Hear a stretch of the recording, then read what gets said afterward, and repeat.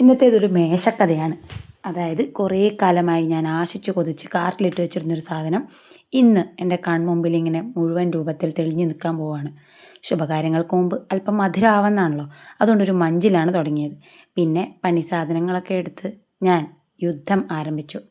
ഈ വീഡിയോഗ്രാഫറും ടേബിൾ മേക്കറും അതിൻ്റെ റെക്കോർഡ് ചെയ്യുന്ന ആളും തിരിച്ചും മറിച്ചും വെക്കുന്ന ആളും ഒക്കെ ഞാൻ തന്നെ ആയതുകൊണ്ട് ഈ ക്ലിപ്പിങ്സിൽ ചെറിയ പാളിച്ചകളുണ്ടാവും, അത് നിങ്ങൾ ക്ഷമിക്കണം. അങ്ങനെ കൃത്യമായി പെട്ടി പൊളിച്ച് അതിൻ്റെ അകം കാണാൻ ഞാൻ തീരുമാനിച്ചു. പൊളിച്ചെടുക്കലൊരു ടാസ്ക്കായിരുന്നു. എനിക്ക് ഭയങ്കര ക്യൂരിയോസിറ്റി ആയിരുന്നു, ഇതിൻ്റെ അകത്ത് എങ്ങനെയായിരിക്കും, ഇതെങ്ങനെ മേശയാവും.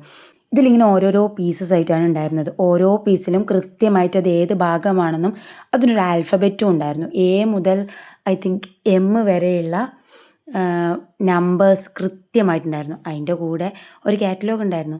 ഇവരേതായാലും ഇത് അച്ചടിച്ചു, എന്നാൽ കുറച്ച് തെളിച്ചുള്ള മഷി ഉപയോഗിച്ച് അച്ചടിച്ചൂടെ. വായിച്ചെടുക്കാൻ ഞാൻ പെട്ട പാട്. പലതും കഷ്ടപ്പെട്ട് ടോർച്ചടിച്ച് നോക്കിയൊക്കെയാണ് വായിച്ചൊന്ന് കണ്ടുപിടിച്ചത്.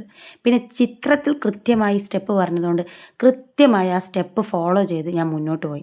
ആദ്യം ഞാൻ എല്ലാ പടിയും ആൽഫബറ്റിക് ഓർഡറിൽ എടുത്തു വെച്ചു. എ മുതൽ എം വരെ എല്ലാം സെറ്റാക്കി വെച്ചു. പിന്നെ കുറേ സ്ക്രൂ ഒക്കെ ഉണ്ടായിരുന്നു. ഇതൊക്കെ ഏത് ടൈപ്പാണെന്ന് തന്നെ എനിക്കറിയില്ല. ഇങ്ങനത്തെ സാധനങ്ങളൊക്കെ ഞാൻ ആദ്യമായിട്ടാണ് കാണുന്നത്.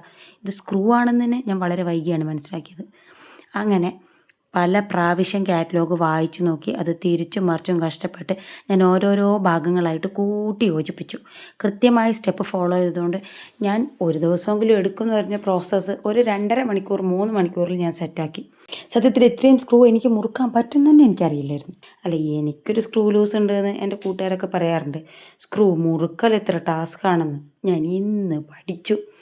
അമ്മാതിരി സ്ക്രൂ മുറുക്കലായിരുന്നു. ഏകദേശം 50-ൽ കൂടുതൽ സ്ക്രൂ ഞാനിന്ന് മുറുക്കിയിട്ടുണ്ട്. ഒക്കെ കഴിഞ്ഞ് എൻ്റെ കൈൻ്റെ ഷോൾഡറിൻ്റെ അവസ്ഥ 2 ദിവസത്തേക്ക് പറയണ്ടായിരുന്നു. പക്ഷെ എല്ലാം കഴിഞ്ഞ് ഫൈനൽ ലുക്ക് കാണുമ്പോൾ ഒരു സന്തോഷമുണ്ടല്ലോ. നമുക്ക് ഇഷ്ടപ്പെട്ടൊരു കാര്യം ഉണ്ടാക്കിയെടുത്ത് അതിങ്ങനെ നോക്കിയിരിക്കുമ്പോൾ എങ്ങനെയുണ്ട്, ഇഷ്ടപ്പെട്ടോ? അപ്പം അത്രയേ ഉള്ളൂ. ടാറ്റാ.